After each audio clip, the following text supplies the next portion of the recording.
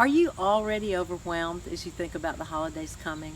Concerned about family relationships, wondering how everyone's going to get along, how all the plans are going to go? Well, today we're going to be talking about family relationships, family reunions as we approach the holidays. So join us for Ask Susan.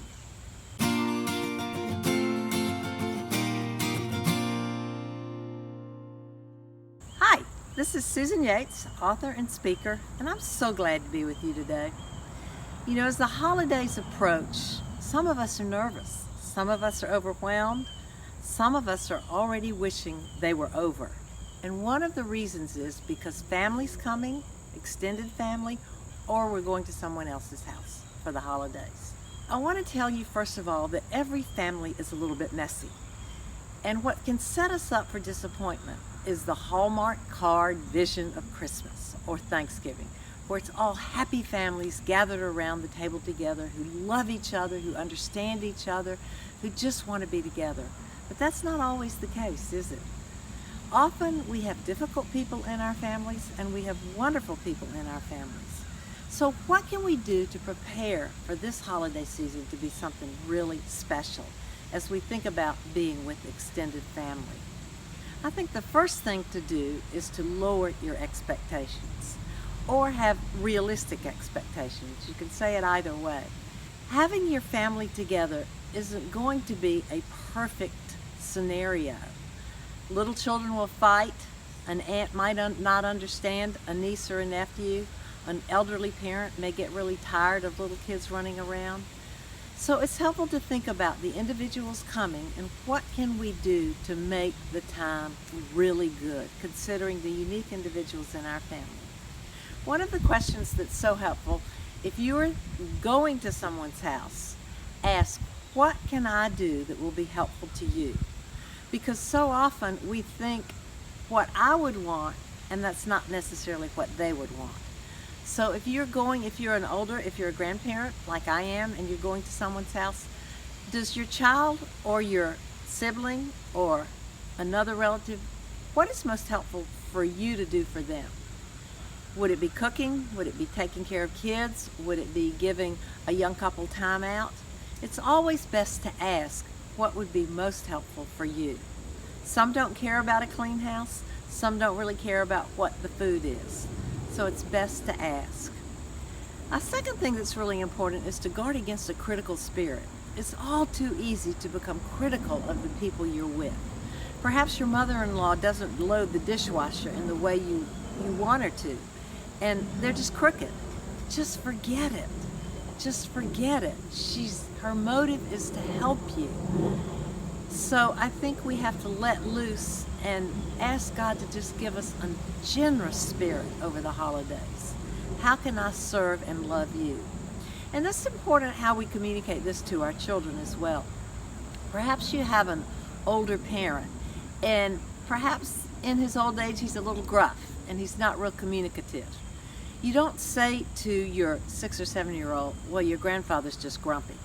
What you say is, Granddad is a little bit old and he's tired and we just need to love on him. Why don't you just sit quietly with him and hold his hand? We want to present a positive view of family members to our kids. This is really crucial because they're going to pick up on our attitudes. It's also helpful to remember that holidays and family reunions are not the time to address difficult issues. Choose another time during the year to address that difficult issue. Family reunions over the holidays are a time to celebrate what you do have that's good. It's not a good time to debate politics unless that's something you really love, or religion, or any of the hot topics that may have very different opinions in your family. Rather, it's the time to say, tell me what your life has been like this year. How can I be praying for you in the coming weeks? What's one thing that you have done this year that's been really fun? What's a book that you've read that you've enjoyed? Who's somebody that you admire, and why do you admire them? It's great to ask questions that call for more than a one-word answer, and to enable members in the family to get to know one another. That's another tip that I would give you. It's always helpful to plan some specific fun events that everybody can participate in. So think carefully through what would appeal to the majority of the folks that you're going to be with? Is it going to a museum? Is it going to look at Christmas lights? Is it going shopping? What would appeal to your particular set of people? And it doesn't have to be fancy. Sitting around a campfire cooking s'mores is a grand opportunity simply to have fun together. So it doesn't have to be anything big. The most important thing about the holidays, of course, is what they represent. Christmas, the birth of Jesus. Keeping the main thing the main thing. Celebrating his birth together at church, at a children's service, sitting around reading Bible stories together, singing great old hymns, or Thanksgiving. Take some time to be thankful together.